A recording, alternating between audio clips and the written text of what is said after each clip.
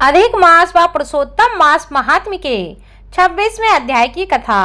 नमस्कार भाइयों बहनों, जय मां गायत्री। आप सभी का मेरे YouTube चैनल शुभकर माही अष्टो में स्वागत है।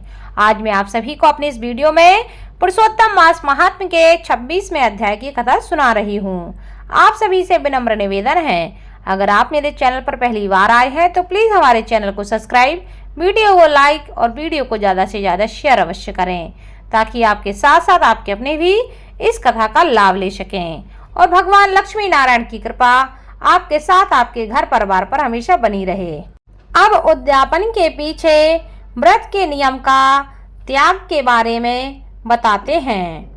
अब उद्यापन के पीछे व्रत के नियम का त्याग के बारे में बताते हैं। वाल्मीकि मुनि बोले, संपूर्ण पापों के नाश के लिए गरुड़ ध्वज भगवान की प्रसन्नता के लिए धारण किए गए व्रत नियम का विधि पूर्वक को त्याग कहते हैं। हे राजन, नक्त व्रत करने वाला मनुष्य समाप्ति में ब्राह्मणों को भोजन करावे और बिना मांगे जो कुछ मिल जाए उसको खाकर रहने में सुवर्ण दान करना, अमावस्या में भोजन का नियम पालन करने वाला दक्षिणा के साथ गोदान देवे और जो आंवला जल से स्नान करता है वह दही अथवा दूध का दान देवे। हे राजन, फलों का नियम किया है तो फलों का दान करें, तेल का नियम किया है अर्थात तेल छोड़ा है तो समाप्ति में घृत दान करें और घृत का नियम किया है तो दूध का दान करें। हे राजन, धान्यों के नियम में गेहूं और साली चावल का दान करें। हे राजन, यदि पृथ्वी में शयन का नियम किया है तो रुई भरे हुए गद्दे और चांदनी के शहद, अपने को सुख देने वाली तकिया आदि रखकर शैया का दान करें। वह मनुष्य भगवान को प्रिय होता है जो मनुष्य पत्र में भोजन कराता है, वह ब्राह्मणों को भोजन करावे, घृत चीनी का दान करें। मौन व्रत सुवर्ण के शहद, घंटा और तिलों का दान करें। सप्तनीक ब्राह्मणों को घृत युक्त पदार्थ से भोजन करावें। हे राजन, नख और केशों को धारण करने वाला बुद्धिमान दर्पण का दान करें। जूता का त्याग किया है तो जूता का दान करें। लवण के त्याग में अनेक प्रकार के रसों का दान करें। दीप दान किया गया है तो पात्र शहद दीपक का दान करें। जो मनुष्य अधिक मास में भक्ति से नियमों का पालन करता है वह सर्वदा वैकुंठ में निवास करता है। तांबे के पात्र में घृत और सुवर्ण की बत्ती रखकर दीपक का दान करें। तांबे के पात्र में घृत और सुवर्ण की बत्ती रखकर दीपक का दान करें। व्रत की पूर्ति के लिए पल मात्र का ही दान देवें। एकांत में वास करने वाला 8 घटों का दान करें। वे घट सुवर्ण के हों या मिट्टी के हों, उनको वस्त्र और सुवर्ण के टुकड़ों के सहित देवें और मास के अंत में छाता जूता के साथ 30 मोदक का दान करें और भार ढोने में समर्थ बैल का दान करें।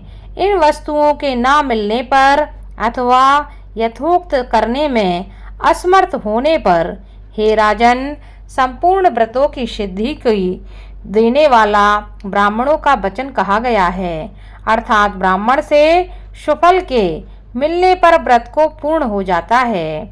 जो मलमास में एक अन्न का सेवन करता है वह चतुर्भुज होकर परम गति को प्राप्त कर लेता है। इस लोक में एकान्न से बढ़कर दूसरा कुछ भी पवित्र नहीं है। एक अन्न के सेवन से मुनि लोग सिद्ध होकर परम मोक्ष को प्राप्त हो गए। अधिक मास में जो मनुष्य रात्रि में भोजन करता है वह राजा होता है। वह मनुष्य संपूर्ण कामनाओं को प्राप्त करता है, इसमें जरा भी संदेह नहीं है। देवता लोग दिन के पूर्वाह्न में भोजन करते हैं और मुनि लोग मध्याह्न में भोजन करते हैं। अपराह्न में पितृगण भोजन करते हैं, इसलिए अपने लिए भोजन का समय चतुर्थ पहर का कहा गया है। हे निराधेप, जो सब बेला को अतिक्रमण कर चतुर्थ पहर में भोजन करता है, हे जनाधिप उसके ब्रह्म हत्या आदि पापों का नाश हो जाता है। हे महिपाल, रात्रि में भोजन करने वाला समस्त पुण्यों से अधिक पुण्य फल का भागी होता है और वह मनुष्य प्रतिदिन अश्वमेघ यज्ञ के करने का फल प्राप्त करता है। भगवान के प्रिय पुरुषोत्तम मास में उड़द का त्याग करें। वह उड़द छोड़ने वाला समस्त पापों से मुक्त होकर विष्णु लोक को जाता है। जो पातकी ब्राह्मण होकर यंत्र में तिल पेरता है, हे राजन, वह ब्राह्मण तिल की संख्या के अनुसार उतने वर्ष पर्यंत रौरव नरक में वास करता है, फिर चंडाल योनि में जाता है और कुष्ठ रोग से पीड़ित होता है। जो मनुष्य शुक्ल और कृष्ण पक्ष की एकादशी तिथि में उपवास करता है, वह मनुष्य चतुर्भुज हो गरुड़ पर बैठकर वैकुंठ लोक को जाता है और वह देवताओं से पूजित तथा अप्सराओं से सेवित होता है। एकादशी व्रत करने वाला दशमी और द्वादशी के दिन एक बार भोजन करे। जो मनुष्य देव देव विष्णु भगवान के प्रीत्यर्थ व्रत करता है, वह मनुष्य स्वर्ग को जाता है। हे राजन, सर्वदा भक्ति से कुशा का मुद्रा धारण करें, कुश मुष्टि का त्याग ना करें। जो मनुष्य कुशा से मलमूत्र कफ रुधिर को साफ करता है, वह विष्टा में कर्मयोनि में जाकर वास करता है।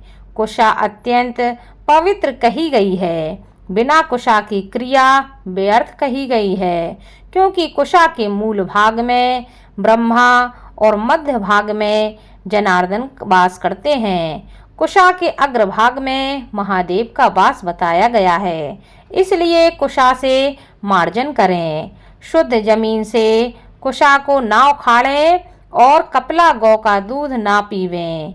हे भूपते, पलाश के पत्र में भोजन ना करें, प्रणव मंत्र का उच्चारण ना करें, यज्ञ का बचा हुआ अन्न का भोजन ना करें, शूद्र कुशा के आसन पर ना बैठें, जनेऊ को धारण ना करें और वैदिक क्रिया को ना करें।